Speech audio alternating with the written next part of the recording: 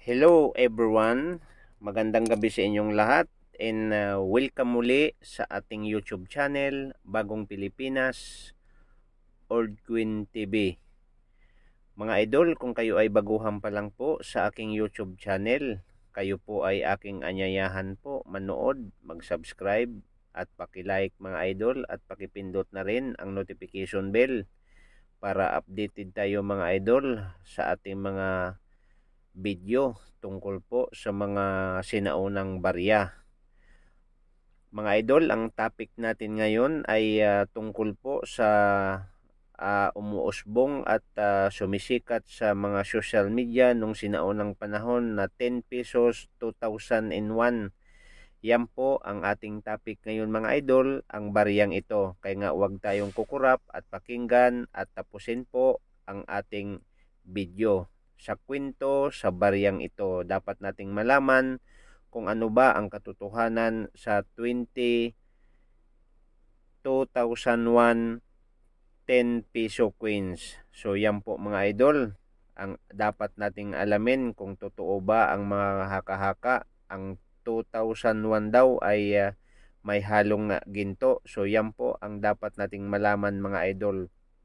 Bago ang lahat, bago tayo magpunta mga idol sa value sa coins na ito ay nais kong pasalamatan ang mga lahat ng nanonood sa aking YouTube channel at ang lahat ng nakasubaybay sa aking YouTube channel.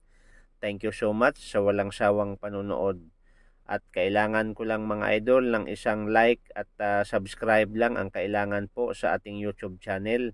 At sa lahat po ng mga coins collector, lalong-lalo na sa mga bago po na nagsisimula pa lang na mangungulikta ng barya, no? Thank you so much sa walang sawang panood. At sa mga hindi pa po nakakaunawa sa aming mga coins collector, no? So kayo na lang po ang mag-search po sa Google, no, para makita ninyo at para hindi na kayo mag-comment kung saan ninyo pwedeng ibenta ang inyong mga barya at kung totoo po ba ang lahat ng mga kwento namin o haka-haka. So alamin po natin mga idol, lalong-lalo na sa baryang ito. So mga idol, ang baryang ito, subaybayan ninyo at 2000 simula 2000 ang baryang ito na ginawa hanggat 2017. So dapat nating malaman kung ano ba ang totoo. Okay mga idol, ang baryang ito ating pag-uusapan. So kung makikita natin mga idol is 1993, Bangko Sentral ng Pilipinas po ang nakalagay at makikita ninyo dyan ang araw at bituin, no? Yan po at makikita ninyo mga idol ang isang Republika ng Pilipinas 2001. So mga idol, kung makikita natin ang nasa larawan sa baryang ito ay pinagsama po si Andres Bonifacio, no? Ligid sa kaalaman mga idol, si Andres Bonifacio ay Pilipino revolusyonaryo, no? So leader ito si Andres Bonifacio at si Apolinario Mabini ay siya po ang kauna-unahang Prime Minister of the Philippines. Para malaman po natin sa kwento sa baryang ito, no, kung bakit po ay pinagsama ang mga bayani nating nung kapanahonan pa na itong mga taong ito ay nakilala sa kanilang kabayanihan. Kaya nga mga idol, suportahan po natin at i-like natin ang ating mga video at subscribe lang po para bilang alaala po sa mga kabayanihan na ginawa sa mga taong ito kay Andres Bonifacio at saka kay Apolinario Mabini. So mga idol, punta na tayo doon sa baryang ito dahil po mayroon tayong nababasa po sa mga iba't ibang mga nag-YouTube at sa mga nag-online po, lalo na sa numismatic, no? Yan ang po ang pag-uusapan natin kung totoo po ba na ang baryang ito, ang 2001 ay may halong ginto. So wag tayong kukurap mga idol doon sa dulo sa video na to at bago ang lahat, magsimula na tayo mga idol. Kung ang baryang ito ay Inicio, Philippines. Period po, Republic 1946 dated. Ang year po niya, nagsimula na ginawa ang baryang ito mga idol nung 2000 hanggat 2017, no? Ngayon po, ang composition po niya mga idol, ang baryang ito ay bimetallic, aluminum, bronze, and sentry, and copper, nickels, ring. So yan po ang composition sa baryang ito. And ang kanyang timbang mga idol ay 8.7 grams at ang kanyang diameter 26.5 mm at ang kanyang thickness ay 2.14 mm. Okay, so ulitin ko mga idol, pinagsama po ang dalawang larawan sa baryang ito, no? Mga idol, kung ligid sa kaalaman natin, ang mintage po nitong 2001, no? Dahil po ay ni-reverse po siya mga idol ng IE nasa 12%, no? 12, no? 12 to 8% lang po ang mintage sa baryang ito. So, ibig sabihin mga idol, may pagka-rare na po ang baryang ito dahil kakaunti lang po ang percentage po sa kanyang mintage. So, ibig sabihin mga idol, ang baryang ito ay kakaunti lang po ang kanyang mintage. So, kung nasa 100% mga idol, kung sa 8%, nasa 8 million mintage, no? And ang baryang ito, no? So, pinagsama po ang dalawang mukha ni Andres Bonifacio, Pilipino Revolutionaryo, no? Leader, no? And Apolinario Mabini is Prime Minister of the Philippines. So, pinagsama po ang kanilang mukha. So, yan po mga idol, ang ating barya. So, ngayon mga idol, ang baryang ito mga idol, maraming naniniwala at marami din pong naghihinala kung totoo po ba na itong barya na to ay mayroong halong gold, no? So, common sense lang tayo mga idol, no? Kung kayo man po ay maniniwala o hindi. So, kung kayo po ay makakita po ng ganitong uri ng 2001, so ang gagawin natin mga idol ay i-collect na lang natin kasi kami po bilang isang collector ay kinokollect po namin ang lahat ng mga dated o lahat ng mga pyetsa ng mga barya, no?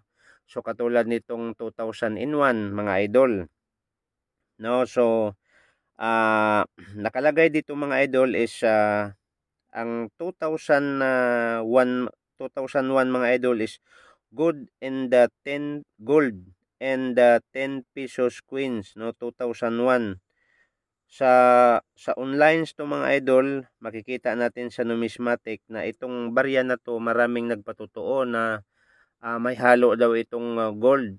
So nasa 10 carats o 14 carats daw mga idol itong baryang ito. So kaya nga sabi ko kanina mga idol, common sense lang. Kasi po, hindi lumalabas ang kwento kung hindi naman po sinusubukan ng iba, no? Nasa inyo na po kung maniniwala kayo hindi. Pero bibisitahin nyo mga idol ang Philippine money, peso coins and banknote, no?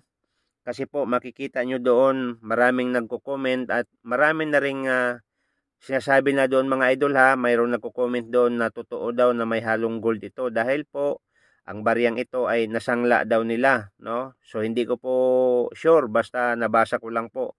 Dahil po maraming nagko-comment at mayroon daw halo ito. Pero ang sabi po ng Bangko Sentral ng Pilipinas, no, sa Bangko Sentral ng Pilipinas mga idol ay hindi daw gold at walang halong gold sa 10 pesos coins. Pero bakit mga idol may lumalabas na iba't ibang kwento nga ang 2001 10 peso coins ay nasa 10 to 14 carats. So mga idol, sana mayroon tayong nakuhaan ng ideya, no, sa mga nakikita natin at sa mga haka-haka o kwento o maniniwala ka mga idol o hindi, nasa sayo na. Basta po kami po ay bilang isang kolektor ng mga barya ay ito po ay aming iniipon at kasi po may kasaysayan sa bawat barya na matatagal na po na umiikot sa ating circulation. So yun lang mga idol at maraming salamat at shout out sa lahat pong taga-subaybay sa aking YouTube channel at sana po pag makakita kayo ng 2001 at kung kayo po ay nagsisimula pa lang mangulik ng mga barya, so itabi lang yung mga idol at wag nating ikalat kung saan-saan. Ingatan po natin dahil po hanggat tumatagal, tumataas po ang kanyang value. So sana po wag tayong magsawa sa pagsubaybay sa ating YouTube channel mga idol para bigyan kayo ng ideya no tungkol po sa kwento sa mga iba't ibang barya na lumalabas po sa atin at gawa ng BSP, Bangko Sentral ng Pilipinas. So abangan nyo mga idol ang 2002 at 2003, 2004, 2005, 2006 and 2010, 11. So wala pa akong collectible mga idol ng 2007 no, 8 and 9. So yan po ang hinahanap ko ngayon. So yun lang mga idol at ulitin ko maraming salamat sa lahat ng mga taga-subaybay sa ating YouTube channel.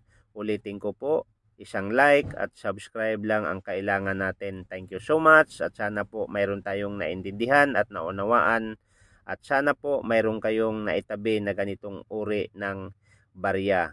Ulitin ko po, hindi lumalabas ang kwento kung walang nagpatotoo at nakasubok na mayroon daw ginto ang 2001. So thank you so much mga idol. Sana wag tayong magsawa sa pagsuporta sa ating YouTube channel mga idol. So thank you so much and God bless.